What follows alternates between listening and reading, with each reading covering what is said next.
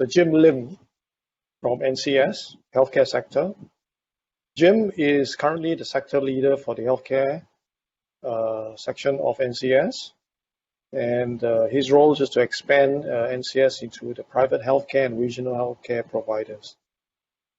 He has 20 years of experience in management in IT industry, in wow, good names, Amdocs, Tech Mahindra, Accenture, and Chartered Semiconductor.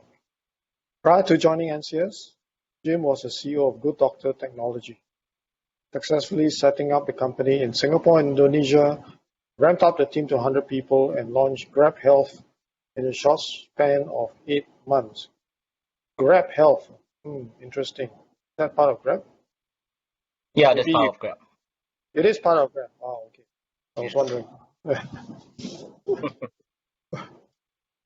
Okay, over the past 30 years, NCS has grown, transforming Singapore from developing country into first world. We all know that.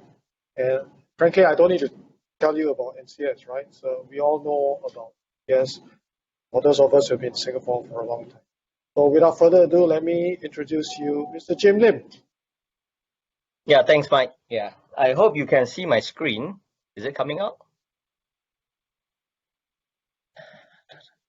Yes, no. When pandemic and technology meet. That's good. Okay. So there may be some delay I'm at home. Thanks, Mike, for the introduction. I'll make it quite short. In fact, you probably didn't mention I was also ex-Huawei, but I was based not in Singapore. So I've just came back to Singapore, I think last year, to launch Grab Health in Indonesia. Yeah, so you don't see it in Singapore because it's location based, right? So you only can see it when you are in Indonesia itself, that you can use Grab Health, which is very similar to most of the telehealth systems in Singapore as well. Yeah, the only difference is a joint venture between Grab and Ping An Good Doctor, and of course SoftBank was one of the investor. Okay, so let me just start. Yeah, so I think thanks to all the presenters before this, we have seen many different technologies from AI robotics to telehealth, to thermal scan, and many others, right? To help in potentially improve healthcare as well as fighting the pandemic situation now, which is for COVID-19. So for mine, right, I decided to do something differently, right? Instead of showing what NCS has to deliver or offer, I will show at the end for some of it, right? But I will not go into details.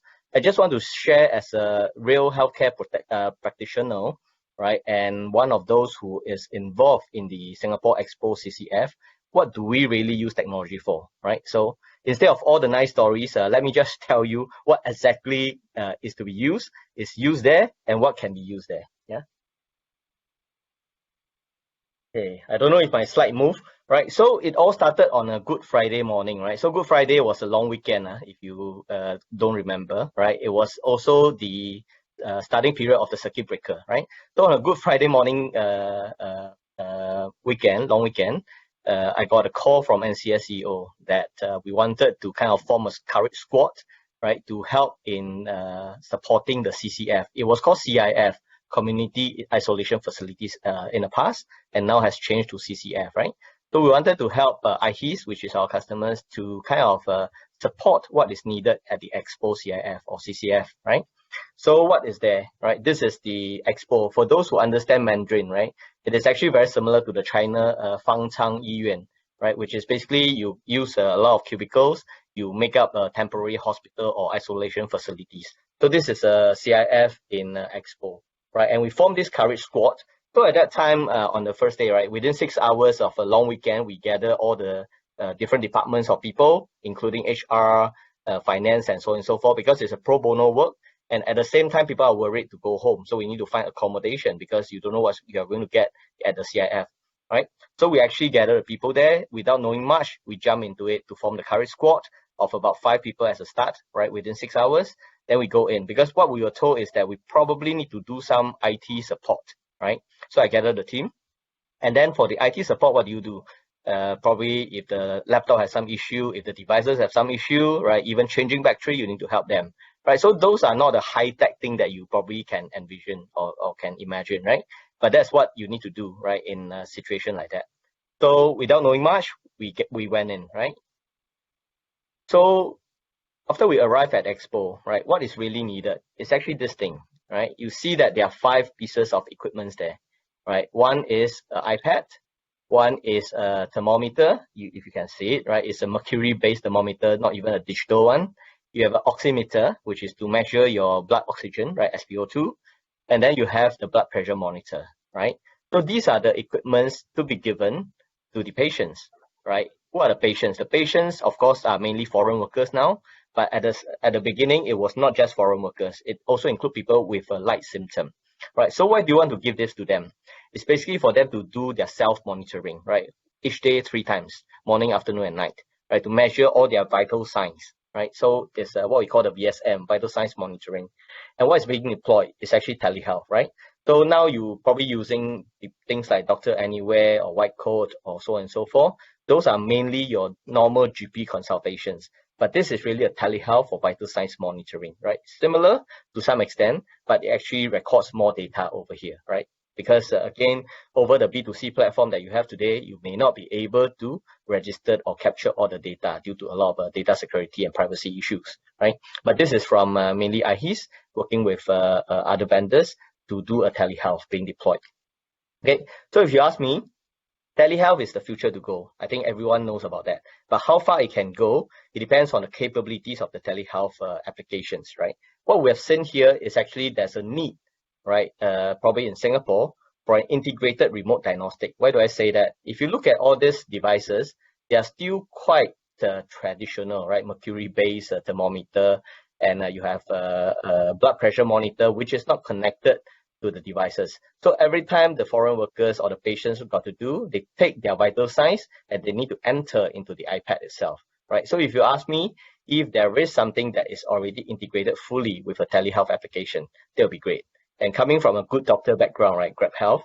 So same thing, in Singapore, we don't have something that is FDA or CE certified both, to be really readily to be launched in Singapore to be integrated with telehealth. There's a lot of research and a lot of startup ongoing doing that, but you need to deploy it in Singapore. You need at least FDA and a CE certification, right? So these are the challenges. Of course, I was working in China for the past 10 years. There's a lot of such integrated remote diagnostic devices in China, but most of them are CFDA certified, not yet FDA certified. Okay. So this is, if you ask me, potential market that anyone interested can go in. Of course, NCS is also exploring this part of things for the digital health ecosystem. Yeah. So while we think that everyone is going to move into high tech and everything needs a technology to help, I can share with you a story that's quite different over there. Right, on the 2nd or 3rd day, we realized the nurses or the people working in the isolation facilities, they are wearing full medical PPE. PPE stands for personal protection equipment. So with a full medical PPE, which includes wearing your glove, right? How are the people going to swipe your iPad, right? No way, because things don't move, right? So what happened on the day itself, on the 2nd of, sorry, there's some echo. Okay, so on the 2nd or 3rd day, I can't remember, we will say, can we go and find stylus for the iPad itself? So we have to open up the warehouse, our marketing folks, right? Open up the warehouse and really go and dig where are the stylus, because nowadays people just use fingers to swipe. When do you want to really use stylus, right? Not just iPad, but even tablet or other Android phones. So this is where, look at it that way. Technology, if you cannot serve the need, it is just high tech, right? So all technology that is invented, you need to not flash the high tech side of things, but how it can really help to solve the problem, right? So this is where stylus pen may not be that high tech in today's world, but it is very useful. Okay. So when technology and pandemic meet, right? So again, there are many stories to share over there, right? I just picked some of them. Things like RFID tag, right? Normal RFID tag, right? You can easily tear away, right? And some RFID tag will have interference with the iPad itself. So you need specific ones, right? Where do you go and find them? Right, and we were asking, how can we ensure the patient they will diligently perform the self-monitoring, right? Because 3 times a day, then you want to deploy as few people in the isolation facilities as possible, so that people don't get infected easily, right? And then how do you ensure tracking, right? What if people take the iPad and then go out and leave with it, right? So things like this is not about the money, right? It's about, if you take an infected device out of the isolation facilities, it's going to be dangerous. So how do you ensure asset tracking, right? So we think of many different ways together, right? Even thinking of flying drones to check like what China did, right? You fly drones and then you can check whether the people are moving about wearing masks or not. So we thought of the same thing. Or you use video analytics, right? That's another way, right? You mount the video cameras and then you do analytics, and then you have AI, facial recognition, all these things to check. Yeah, all this are what as a tech person will do, but in reality, it doesn't work there. Why? Because you have line of sight problem, right? Ceilings problem in the expo itself. You cannot really fly drones. I mean, you have pipes running everywhere. So again, this is an example, just like the Stalos pen, right? High tech are good, but if you cannot solve a problem, they remains as technology. Okay. So again, there are many different cases that we have seen and we have deployed. So for example, there is different patient needs, right? For example, telehealth, as I mentioned, right? With telehealth, you need to do a provisioning of the iPad, right? And for the SIM card activation. So we have remote MDM provisioning being done, right? People need to, the foreign workers want to do remittance. They cannot go out. No more Western Union cannot go out, right? Some of them, their phone don't have all the apps also. So what can you do? Of course, Singtel Dash can come in, right? To help them in the remittance side of things. Right, and this is actually a Huawei telepresence. I think just now Chising introduced. So it's a whiteboard that's being donated, or rather not donated. I mean, just placed there for the operation team to use. Right, so things like this were very useful from a tech perspective that can really solve a problem. Right, they may not be the most high tech thing, but they are good enough to solve the immediate problems. The next thing is the Huawei phone here. Right, so again, you don't want to deploy too many. We need 1,000 over phones, right, to install with telehealth and then put it for them to use. You don't want to deploy too many of the new phones that may cause problem, right? So again, we got Huawei's help to get some of the used phones to really install the telehealth, and then they can use it for the self-monitoring. So this is some examples of tech being used or not being used. Okay.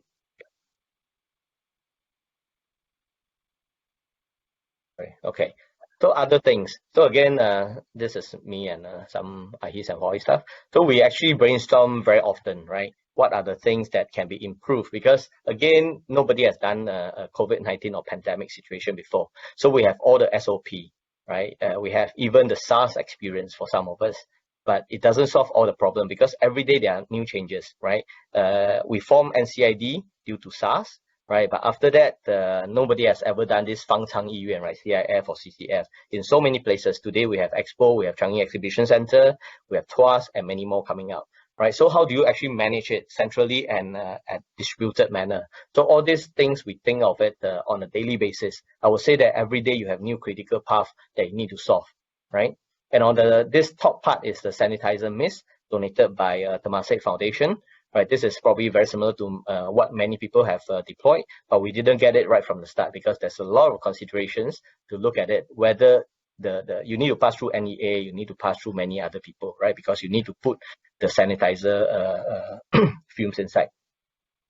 Okay, so this is another example, not just hardware, right? I've been seeing a lot of AI, robotics, and so on and so forth, but this is a case of RPA, right? Very simple. A lot of people doing RPA today, right? But when we first started, people actually have to take all the patient data, do data entry into the telehealth system itself. Yeah. Okay. So things like this, you can't really deploy from day one because there's a lot of unknowns still. Patient data are also confidential. So how do you ensure all these things are done properly, right? It's a step-by-step process. You need to try it. You need to improve it along the way. Yeah. Sorry. Okay, so that's what I'm saying. When new critical paths appear at every moment, you really got to be innovative on the ground, think on the feet. So these things may look very simple to you, but it's not that simple, right? We call it TOW, telehealth on wheels. So what is telehealth on wheels? Why is it invented or co-invented, right? The whole reason is that once before any patients go into any of the exhibition hall as an isolation ward, you can still put all the devices there, like what you have seen in the previous slide. But once people are there, right, you don't want to risk more people going inside, right? All the support people, you don't want to risk them going inside because there may be a slight chance of infection. You also want to try to avoid it. So what to do? right? And you cannot carry so many different, as I say, right? They are not integrated, right? So no integrated devices, one device solve all problem. So no one is going to bring 5 devices in halls into the different wards. So we have that was during circuit breaker period, and there was a long queue outside IKEA before it closed down, right? So IKEA was very famous. So during this time where we need this thing, IKEA was already closed. So we had to give a call to IKEA to open up, right? To get all this white color table. So we need to go to those shops to buy the wheels and mount them on it, because the white tables, you know, IKEA is self-assemble, right? So you have to self-assemble. You need to go and find wheels because they don't have enough wheels, and then make them into a table that can move around, right? Then you mount all the different devices, the 5 devices you have seen, onto this thing, right? So they can push it inside, and you let the medical PPE people, the nurses and others in the isolation ward to bring it inside and to be able to move around. So this is, again, to you may not be the most high-tech thing, but it was so efficient that you can solve all the problems and all the needs of the CIF and the CCF across multiple locations, because we assemble that in Expo and we ship them, we actually ask the lorry to send them to Tuas as well, right? So again, this is part of technology, may not be the most high-tech thing, but it's useful to solve the problem. Okay, so this is a quick summary of what we have done. Of course, there are many other stories to share along the way, and there are new innovations along the way as well. And we are also looking at bringing robotics, AI, all this thing inside, right? But again, it has to be by a step-by-step manner. Okay. So this is from a real life experience, real story, right? We always like to hear real stories.